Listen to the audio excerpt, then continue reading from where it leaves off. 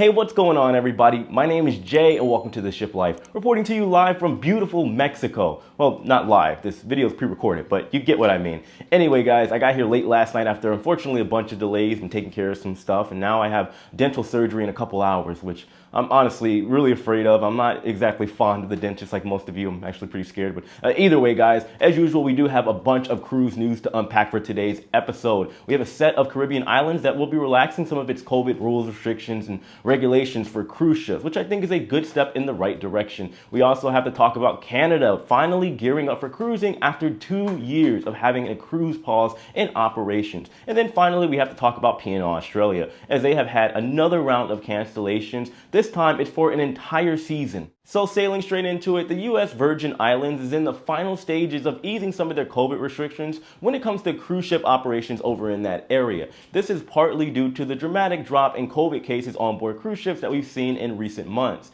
Now, this potential change that's on the rise will include islands such as St. John, St. Croix, and St. Thomas. Now, you also have the local authorities over in those areas that are acknowledging the unfortunate economical impact that they've seen due to the COVID restrictions over in those areas. Because of the restrictions, you have less cruise ships going into those areas, bringing less tourists, because most cruise ships these days, of course, due to the COVID restrictions and the pandemic we're dealing with, typically are around 40 to 50% occupied. Now, the local economy over in the Virgin Islands has lost $3 million between August of 2021 and now. Of course, August, or summertime of 2021, was when the restart of cruising operations really started to kind of take off in the United States, the Caribbean, and basically around the entire world, as there was a pause in cruising operations from March of 2020 up until around summertime of 2021. Now, there have also been 13 cruise ships this year alone that have had to cancel over in that area due to COVID cases on board. So as far as the easing of restrictions, it involves something known as the Memorandum of Understanding.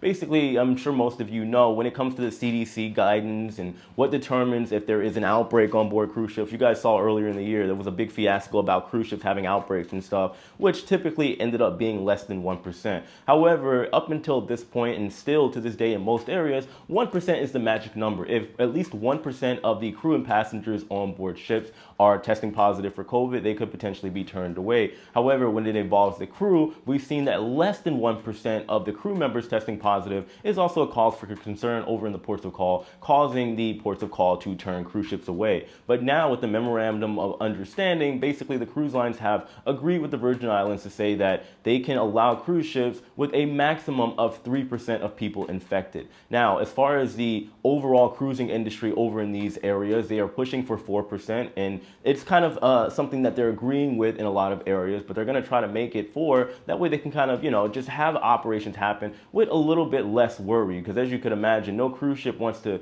venture around, no company wants cruise ships that are worth millions of dollars all over the place, potentially losing millions of dollars in the event that we have another surge in COVID cases or something of that nature. So they're just kind of trying to get their own backs, which honestly I believe makes sense. Now, when it comes to the Virgin Islands, it's believed that they won't get back to like pre-pandemic levels until around next year, 2023, 2024. However, they do have somewhat of an opportunity to kind of regrow that economy over there, as we have places and target audiences like Australia and Asia that pretty much have cruising operations non-existent at this point in time. So again, you have cruise lines that can basically take advantage of the opportunity and the local economy by telling everybody just to, hey, cruise ships, come on over here and basically bring your tourists so we can make money and get back to, of course, being profitable again. So sailing into our next topic, as most of you know, the country of Canada has seen zero cruising activity since the big cruise shut down back in March of 2020, 2 years ago, which to me is absolutely insane if you really think about it. However, that may be getting ready to change. So you have the port of St. John over in New Brunswick in Canada that will finally be allowing a cruise ship to go over there starting on May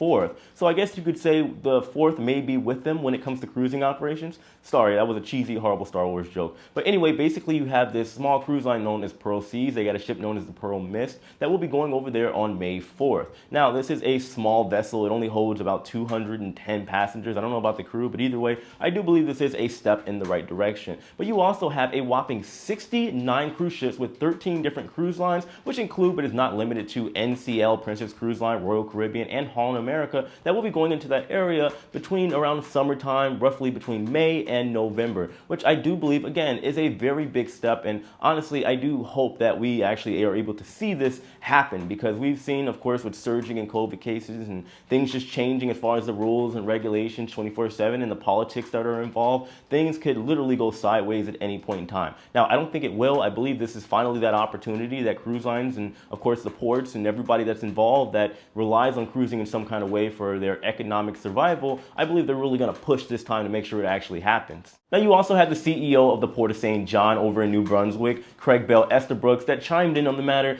basically stating that the pandemic is on a downturn. It's kind of ending, and it is time to look at a safe resumption in cruising operations. Now, like I said, I do believe this actually will happen, and I hope it does, because personally, I love Canada. I love poutine. I can't wait to get some more of it. I love Tim Hortons. I love the Timbits. I want to get ready to go back. Now, as we sail into our last topic for today's video involving P&O Australia and some very unfortunate news, you guys should hit that like button. If you're enjoying today's video, you stuck around this long, so I guess you're enjoying it. So it goes a very long way in supporting my channel as well. So just please smash that like button. Also subscribe. That way you can stay updated whenever I post my videos. I am going on Royal Caribbean's Wonder of the Seas, the largest cruise ship in the world, and I'll be doing all kinds of fun stuff and giving you guys information and content as well. So yeah, you should definitely subscribe. But anyway, we have P&O Australia that has canceled their entire season over in Auckland. Now, this is a major city over in New Zealand. They had their season that was set to take place between July and November. So pretty much the entire year for that season is done for that particular area. This is, of course, due to P&O Australia not coming to an agreement for a,